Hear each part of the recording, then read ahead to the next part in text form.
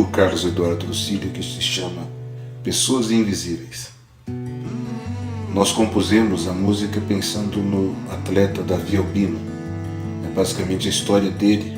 Quando criança ele falava que ele morava na praça com os irmãos. Era aqui que a gente tomava conta de carro, eu e minha família, a gente ficava nessa rua e na outra rua aqui. Quando era menina, a gente tinha muita dificuldade, né? A gente ficava nas ruas mesmo. Eu entrei na luta por acaso.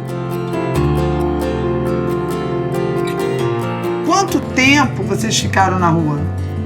Nós levamos uns 3 anos e meio para 4 anos na rua.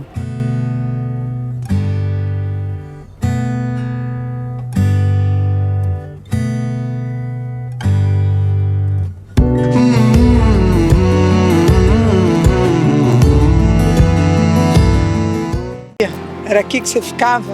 Era aqui que a gente tomava conta de carro, eu e minha família, a gente ficava nessa rua e na outra rua aqui tomando conta de carro. E ficava dormindo aqui onde era canto da cantina italiano aqui na frente. E aí vocês dormiam ali? Dormiam ali, porque ali era o único lugar coberto que tinha aqui na praça de Moema, né? A cantina dava alguma colher de chá para vocês? A cantina sempre ajudava, pra falar a verdade. Todos os restaurantes aqui, eles davam, via minha mãe com 3 crianças aqui, né? Então eles sempre davam comida japonesa, um dia italiana. Foi muito tempo na rua, foi uma bela barra que a gente enfrentou aí. Hoje nós estamos aqui nessa casa linda onde você tá vendo. Bom, né? Pô, mas a gente leva isso com a vida, sabe? A gente aprendeu com isso. E eu não tenho vergonha de dizer no trabalho, em qualquer outro lugar, que eu já morei na rua, já passei por muita coisa e hoje estou aqui graças a minha mãe, meu irmão, minha família. Pra falar a verdade, a gente nunca apareceu que morou na rua, né? Porque a minha mãe, ela nunca deixava da gente ficar mal arrumado, sujo. Então a gente sempre estudou, a gente tomava conta de carro, mas ficava normal, limpo, minha mãe limpa, todo mundo sempre limpo. Olha, eu acho que eu procurei ser a melhor mãe possível. Apesar que eu acho que eu fui muito ausente, meti a cara muito para sair daquela vida, para trabalhar, mas eu sempre conversei, eu nunca escondi nada deles. E deixei muito claro também que eles precisam ser um pelo outro. Nós somos uma família, então se eu não ajudar o outro, se a gente não se ajudar, a gente não consegue sair dali. Ele brincava com o irmão e dizia: eu tenho o poder da invisibilidade. E ele cruzava os braços na frente de um transeunte na praça, alguém engravatado, bem vestido, que na hora de almoço ia comer num daqueles restaurantes ali em Moema. E a pessoa via aquele menino, chegava na frente dele e desviava sem olhar para ele. E ele, ao invés de ficar ofendido, ele virava para o irmão e falava: você está vendo? Eu tenho o poder da invisibilidade. Ou seja, não era algo negativo para ele. O Davi, eu vi uma história dele há algum tempo, que dizia que ele se achava um menino invisível, né? Eu acho que eu fui uma das primeiras pessoas que não só olhou, mas lançou um olhar de ternura, de amor mesmo. E, obviamente que eu tinha interesse que ele viesse treinar, né, e compor a equipe das crianças do Centro Olímpico. Eu não estava enganado, realmente foi maravilhoso essa aproximação e ver que ele veio e se tornou o que se tornou.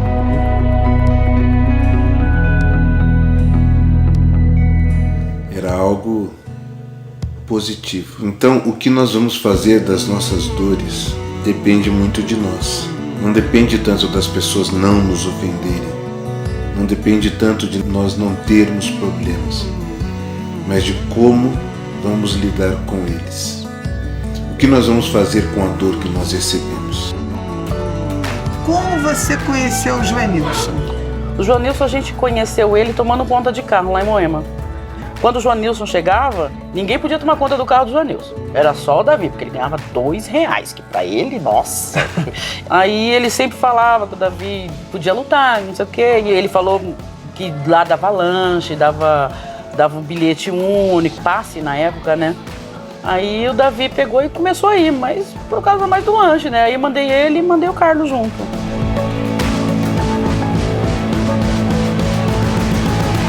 Professor, você lembra a primeira vez que você viu Davi? Na pracinha de Moema, levando o carro para guardar ali, a gente via às vezes adultos com um talão zona azul e eu vi um menino, né? Imediatamente, é como um imã, né? Nosso coração se aproxima do coração daquela criança e você fala bem, como é seu nome, garoto? Davi.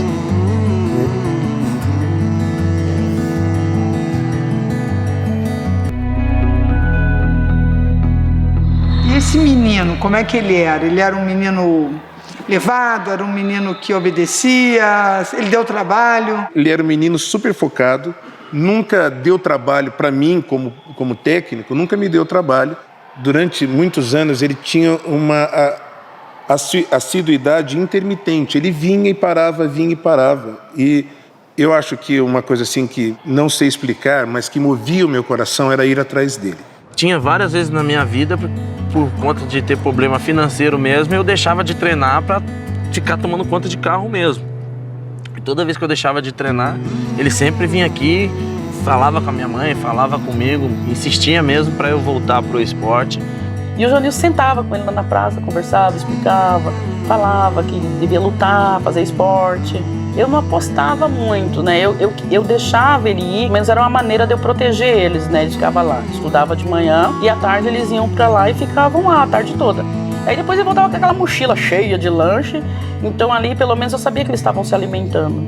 Eu devo muito ao professor Joanilson, desde quando ele me conheceu até hoje, por ele ter sempre acreditado em mim e colocado na minha cabeça que eu ia ser um grande atleta.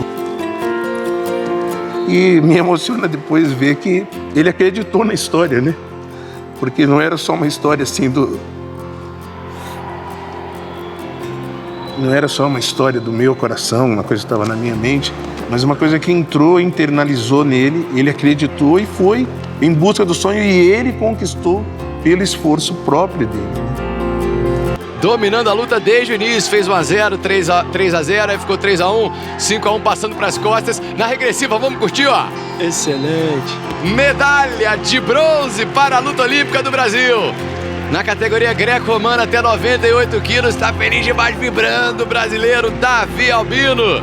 5-1 em cima do colombiano Oscar Loango. O brasileiro consegue bronze na abertura da quinta-feira, nas finais dessa quinta-feira. Vitória super merecida, hein, Adrian? As dores muitas vezes são necessárias. Eu lembro, tinha um livreto que eu fazia como devocional, meditação diária, chamado Mananciais no Deserto, da Lyri Kalman. Várias histórias ali me edificaram. Eu lembro dela dizendo que as árvores mais fortes, aquelas que têm as raízes mais profundas, não são aquelas que estão protegidas por um bosque, mas aquelas que estão no cume das montanhas, aquelas que estão lá em cima, sujeito a todo vento, toda tempestade, tudo para derrubá-la. Então ela finca as suas raízes na terra mais profunda. Passar por dificuldades é inerente ao ser humano. Todos nós passaremos por mais ou por menos dificuldades. Quando era menina, a gente tinha muita dificuldade, né? A gente ficava nas ruas mesmo. Eu entrei na luta por acaso. Quanto tempo vocês ficaram na rua? Nós levamos uns 3 anos e meio para 4 anos na rua. Mas o que nós vamos fazer com as nossas dificuldades é que vai fazer a diferença. Eu lembro que no mesmo livro tem a história da borboleta. Um marceneiro estava trabalhando na sua oficina e ele percebeu no fundo da oficina um pequeno casulo. Você sabe, a lagarta vai virar borboleta e ela se fecha num casulo por algum tempo. E ele, ansioso, falou: puxa, que sorte, a borboleta vai nascer aqui, eu vou ver. Então ele ia trabalhando na oficina, na parte da frente, e ansioso ele ia lá pro fundo da oficina olhar o casulo e, puxa, ainda não saiu. Aí ele trabalhava mais um pouco, voltava, nossa, mas como demora? E voltou e ficava ansioso com aquela possibilidade da borboleta sair dali e ele perder o momento. Seria um momento único. De tão ansioso que ele ficou, ele resolveu pegar uma tesoura. Foi até o casulo e cuidadosamente, para não machucar a borboleta, ele foi cortando. E cortou completamente o casulo. E ele conta que aquela borboleta saiu linda, com aquelas asas coloridas, mas molenga, frágil, caída. A borboleta não tinha forças para voar. Ele, inconformado, pegou a borboleta, colocou na palma da sua mão, com cuidado, e jogava a borboleta para cima, jogava a borboleta para cima. Voa, borboleta. E a borboleta não voava.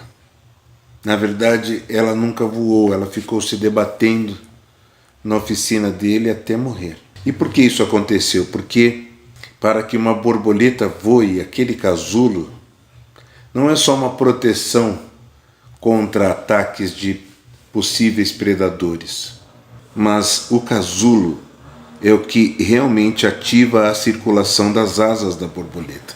Então, o esforço que ela faz para romper o casulo é que faz com que ela possa voar depois. Ao impedir esse esforço, você impede a borboleta de voar. Muitas vezes passamos por dificuldades e queremos nos ver livres dela o mais rápido possível. Mas saiba que, se Deus permite um casulo em volta de você, uma dificuldade financeira, uma dificuldade intelectual, uma dificuldade emocional, um sentimento de solidão, não é porque Ele queira te oprimir, mas porque Ele está te dando a possibilidade de sair mais forte daquilo, de você romper esse casulo e se tornar de fato uma pessoa forte. Um dos piores sentimentos que nós podemos ter é o de autocomiseração, que significa ter pena de si mesmo.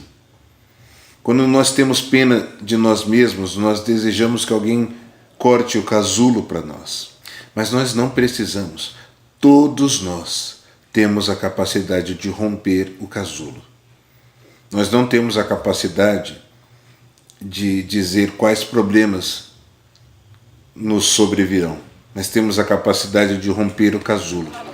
Maurício.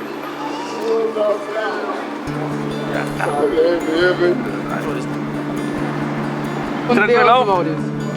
Tudo bom, velho? Tranquilão, pô. Como é que você tá? Tô filmando, depois na vida, né? Parou. De vez em quando você vem aqui, você passa aqui.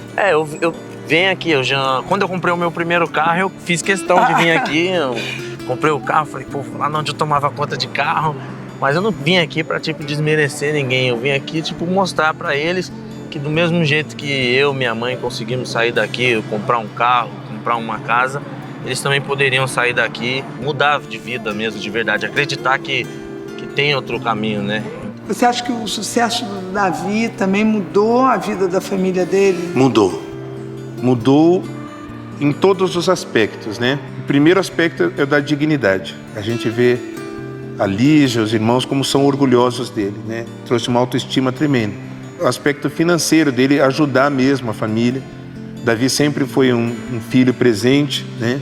A família tem recebido esses dividendos, né? E ele faz questão de que isso aconteça, né? É uma pessoa que trabalha em prol da família.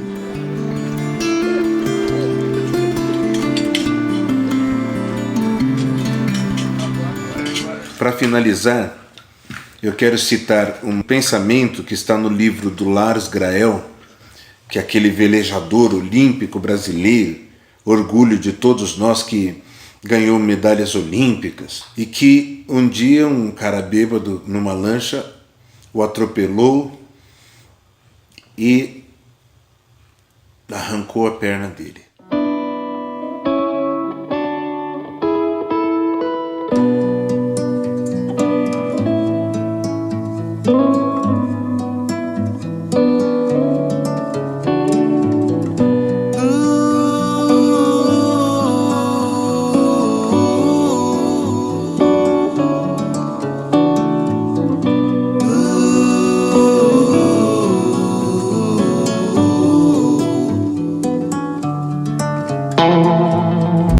Ele tem um livro de pensamentos, eu emprestei e esse livro não me veio mais. Eu não tenho a cópia dele aqui, mas eu lembro, ele fez uma coletânea de pensamentos. E dentre a coletânea de pensamentos que ele conseguiu reunir no seu livro, uma estava no livro da Lily Kalman, O Mananciais do Deserto. E o pensamento, ele como velejador, era o seguinte: nós não podemos controlar os ventos, mas podemos ajustar as velas. Vou repetir. Como velejador, imagina alguém que tem um barco à vela. Nós não podemos controlar os ventos, mas podemos ajustar as velas. Sabe o que significa? Que um velejador ele não pode dizer para o vento não vir do norte, ou não vir do leste, ou do oeste, ou do sul. O vento vem de onde quiser. Não se pode controlar os ventos. Não se pode controlar os problemas. Eu não quero perder o emprego agora. Esse meu parente querido não vai morrer, não vai adoecer, meu carro não vai quebrar. Nós não temos esse poder, mas nós podemos sim ajustar as velas da nossa vida. Significa que se houver um casulo, eu vou ter forças para rompê-lo. Tá bom? Um beijo. Espero que possamos nos ver muito em breve.